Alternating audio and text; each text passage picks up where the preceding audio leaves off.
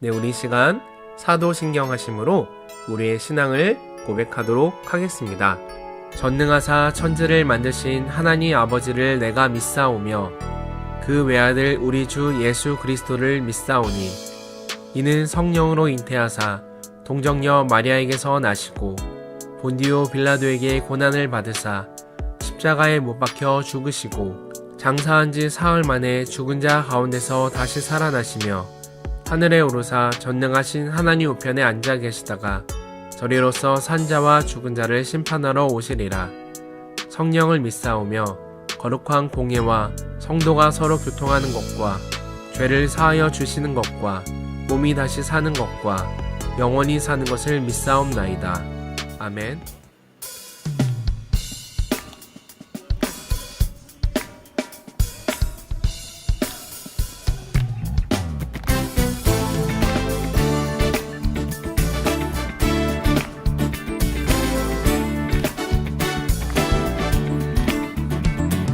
주님께 감사드리라. 주께 찬양하라. 기쁨으로 주께 나와 주의 이름을 찬양하라. 나팔불로 주 찬양하라. 북소리로 찬양하라. 모든 만물 소리 높여 찬양. 마음 다하여 주를 찬양해. 선하신 주님, 선하신 주님, 선하신 주님, 그의 자비는 영원하리. 다 함께.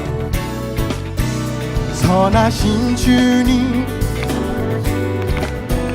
선하신 주님, 선하신 주님, 그의 자비는 영원하리. 선하신 주님, 그의 자비는 영원하리.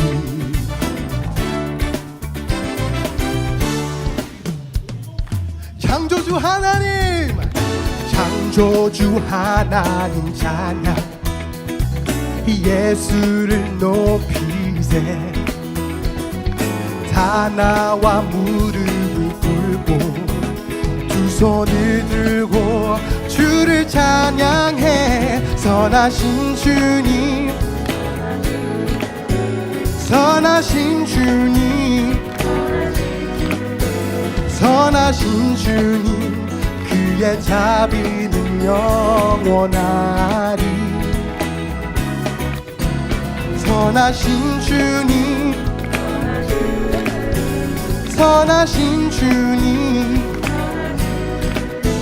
선하신 주님, 그의 자비는 영원하리. 선하신 주님, 그의 자비는 영원하리. 선하신 주님, 선하신 주님, 선하신 주님, 선하신 주님, 그의 자비는 영원하리. 선하신 주님, 선하신 주님, 선하신 주님, 선하신 주님, 그의 자비는 영원하리. 선하신 주님, 그의 자비는 영원하리. 선하신 주님, 그의 자비는 영원하리. 영원토록.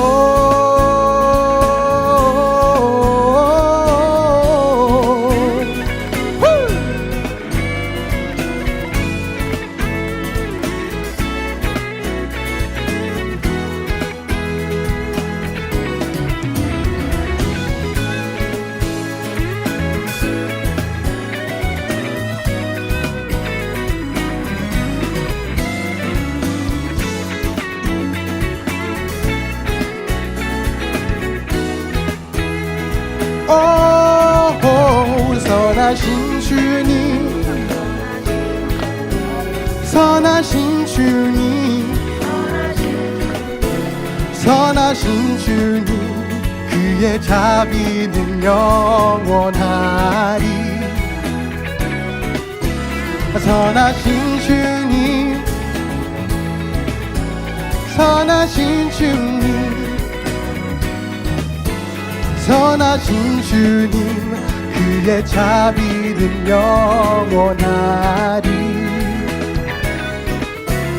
선하신 주님, 그의 자비는 영원하리. 선하신 주님, 그의 자비는 영원하리.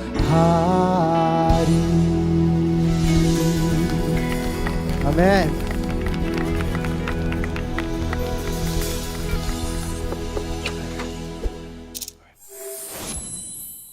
할렐루야. 친구들 만나서 반가워요. 지난주는 영상 예배로 우리가 함께 만났는데 어떻게 잘 드렸나요? 우리 친구들이 영상으로도 함께 예배에 잘 참여했을 거라 믿어 의심치 않습니다. 오늘도 우리가 영상으로 함께 예배를 드릴 텐데 우리가 오늘 각자 다른 자리에 있지만 각자 똑같은 마음으로 동일한 하나님을 예배할 수 있었으면 좋겠습니다. 이 시간 우리에게 주신 하나님의 말씀을 함께 보도록 하겠습니다. 성경책을 다 찾으면 좋고 또 성경책이 없는 친구들은 앞에 화면에 나오는 말씀을 함께 읽었으면 좋겠습니다. 오늘 주신 하나님의 말씀은 마태복음 8장 21절에서 22절 두 절의 말씀입니다. 마태복음 8장 21절에서 22절의 말씀입니다. 우리 함께 읽도록 하겠습니다. 제자들 중에서 한 사람이 예수님께 말했습니다. 주님, 제가 먼저 가서 아버지의 장례를 치르도록 허락해 주십시오. 예수님께서 그에게 말씀하셨습니다. 나를 따르라. 죽은 사람의 장례는 죽은 사람이 치르도록 하여라. 아멘. 우리는 하루에도 참 많은 선택을 하면서 살아갑니다. 편의점에선 뭘 사 먹지? 오늘은 뭘 입을까? 또 오늘 큐티를 할까 말까? 친구에게 복음을 전할까 말까? 주일 예배를 드릴까 말까? 잠언을 이번 주에 쓸까 말까? 모든 것이 선택이라고 해도 과언이 아닙니다. 우리는 이런 일상의 선택뿐만 아니라 신앙적으로도 옳은 선택을 할 때도 있고 그렇지 못할 때도 많이 있습니다. 옳은 선택을 많이 했다면 정말 칭찬합니다.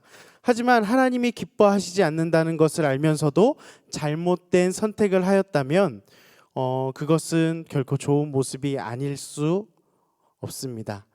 잘못된 선택은 누구나 할 수밖에 없습니다. 왜냐? 우리는 죄인이니까요. 그러나 그 잘못된 선택에 대해서 여러분 스스로 어떤 생각을 가지고 있습니까? 잠언을 쓰지 않는 학생에게 전사님이 물었습니다. 잠언은 썼니? 예배를 잘 안 나오는 친구에게 또 물었습니다. 예배를 잘 드렸니? 영상으로 잘 드렸니? 왜 오늘은 교회에 오지 않았니? 차마 입으로 말하지는 않지만 속으로 우리는 이렇게 생각하곤 합니다. 난 어쩔 수 없었어. 핑계가 아니라 진심으로 그렇게 생각합니다. 나는 여러 가지 이유들로 인해서 이런 선택을 할 수밖에 없었다고, 나의 머리는 이럴 때 왜 이렇게 잘 돌아가는지 자꾸 자동으로 합리화를 하게 되곤 합니다. 사실 전사님은 여러분이나 또 다른 친구들이 오늘 무슨 일이 있어서 예배를 못 드렸어요, 뭐 이럴 일이 있어서 뭐 큐티를 하지 못했어요 라고 이야기를 한다면 아 그랬구나, 힘들었구나 하고 그냥 넘어갈 수도 있습니다. 그러나 하나님이 보시기에도 여러분들이 하고 있는 선택들이 그럴 수 있다고 과연 느끼실까요? 하나님을 전적으로 의지하지 않는다라고 생각하지는 않으실까요? 오늘 설교의 제목은요, 신앙의 갈림길에서입니다. 오늘 본문에 나온 예수님의 제자 중 한 사람은 신앙의 갈림길 위에 서 있습니다. 아버지가 돌아가셨다는 소식을 듣고 장례를 치르기 위해서 예수님께 말씀드렸습니다. 예수님께 제가 아버지의 장례를 치르고 오겠습니다 라고 이야기를 했더니 예수님께서는 장례를 치르지 말고 나를 따르라 라고 말씀하십니다. 이 제자가 어떠한 선택을 했는지 성경에 나오지 않습니다. 과연 여러분이라면 어떤 생각이 들 것 같나요? 사실 처음 이 말씀을 보면 예수님은 굉장히 나쁜 사람인 것 같습니다. 그렇게 이해할 수밖에 없을지도 모르겠습니다. 그러나 문화적인 배경을 알고 나면 예수님의 말씀의 의미를 우리는 이해할 수 있게 됩니다. 당시 이스라엘에서 사람이 죽으면 죽음과 동시에 빠르게 무덤으로 이동합니다. 왜냐하면 더운 날씨에 시체가 빨리 썩어 들어가기 때문에 그러한 악영향을 막기 위하여서 빠르게 무덤으로 이동합니다. 이때 무덤은 지금 보는 사진과 같은 석회 동굴인데요. 이스라엘은 석회로 된 산이 많았습니다. 석회암은 무르기 때문에 비교적 쉽게 파낼 수 있었습니다.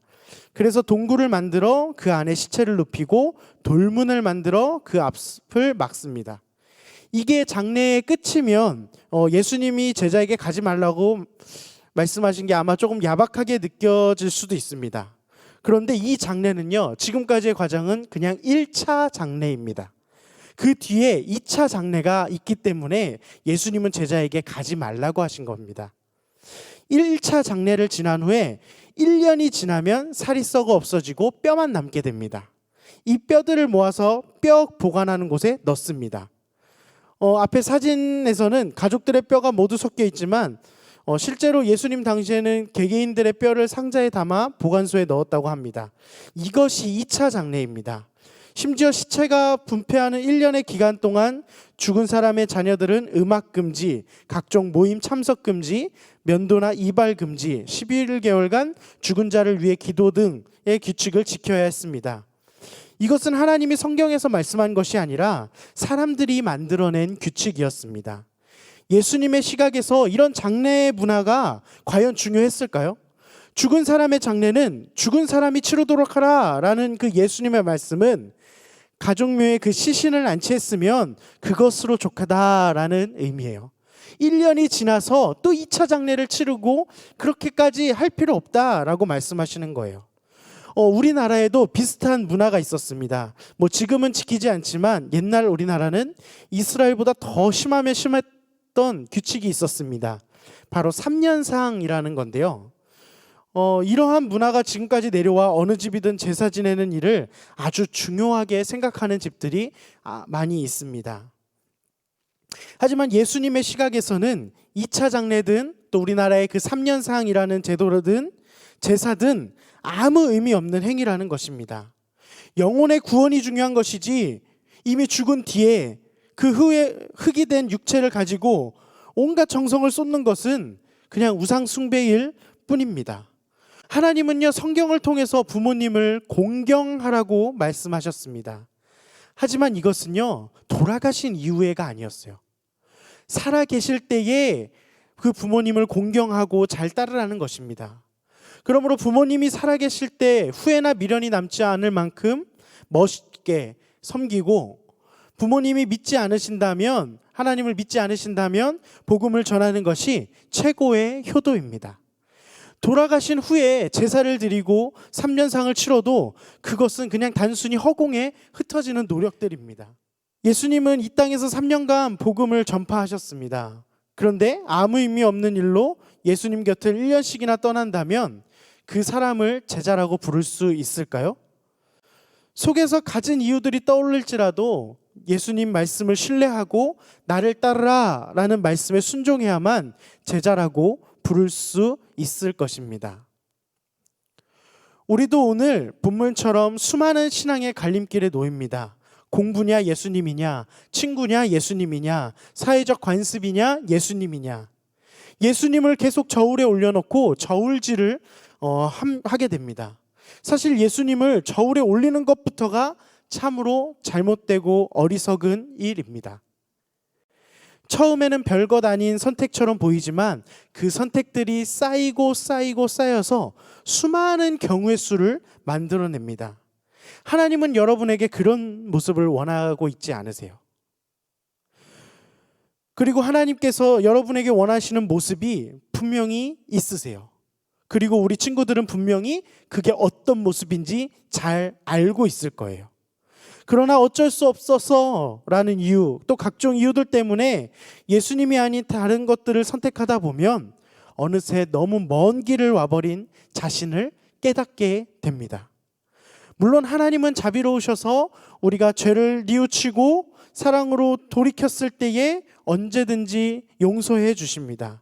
하지만 지속적으로 습관처럼 불순종을 선택했던 사람은 변화되기가 정말 쉽지 않습니다. 왜냐하면 습관처럼 또다시 같은 일들을 반복하기 때문입니다. 그러면서 습관처럼 또다시 이렇게 말할 것이죠. 하나님, 제가 정말 어쩔 수 없었어요. 하지만 성경에는요, 분명하게 기록되어 있습니다. 마태복음 7장 21절에서 23절의 말씀을 화면을 참고해서 함께 보도록 하겠습니다. 나에게 주님, 주님이라고 말하는 사람 모두가 하늘나라에 들어가는 것이 아니다. 하늘에 계신 내 아버지의 뜻대로 행하는 사람만이 하늘나라에 들어갈 것이다. 내가 분명하게 그들에게 말할 것이다. 나는 너희를 모른다. 악한 일을 행하는 자들아, 내게서 썩 물러나라. 아멘. 신앙생활에서 자꾸 별거 아닌 일은 없습니다. 아주 작은 것부터 예수님을 선택하도록 연습해야 합니다. 예수님을 항상 제일 먼저 선택하는 것이 여러분의 인생을 바꾸는 지름길입니다. 연예인들이 팬의 인생을 책임져 주지 않지만 스승은 제자의 인생을 외면하지 않습니다. 즉, 예수님은 우리가 스승으로 선택한 예수님을 선택한 제자들인 우리를 절대 버려두지 않으시고 책임져 주신다는 것입니다. 예수님은 영원한 것으로 우리를 채우실 것입니다. 우리는 예수님을 평생 변함없이 의지하고 따르며 살아가는 제자가 되어야 합니다. 그 예수님을 선택할 때 우리는 올바른 인생, 정말 천국 백성으로 살아갈 수 있는 줄 믿습니다. 인생의 갈림길, 우리는 수많은 것을 선택해야 합니다. 친구냐 예수님이냐, 공부냐 예수님이냐, 돈이냐 예수님이냐, 명예냐 예수님이냐. 우리는 그 어떠한 것에서도 예수님을 선택할 수 있는 친구들이 되기를 간절히 부탁을 드립니다. 기도하겠습니다. 사랑의 하나님, 감사합니다.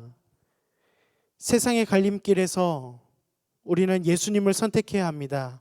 그런데 세상의 것이 좋아 보이고 당장 영원해 보이고 당장 나의 만족을 채워주기 때문에 우리는 세상을 선택할 때가 너무나 많이 있습니다. 하나님, 우리가 인생의 갈림길에서, 선택의 갈림길에서 고민하지 않게 하시고 항상 제일 먼저 예수님을 선택할 수 있도록 인도하여 주시옵소서. 예수님을 제일 먼저 선택하는 것이 우리의 인생을 바꾸는 지름길인 줄 믿습니다. 주님, 우리 친구들이 한 주 동안 살아가면서 또 평생을 살아가면서 예수님만 바라보며 예수님의 마음을 가지고 살아갈 수 있도록 인도하여 주시옵소서. 예수님의 이름으로 간절히 기도드렸사옵나이다. 아멘.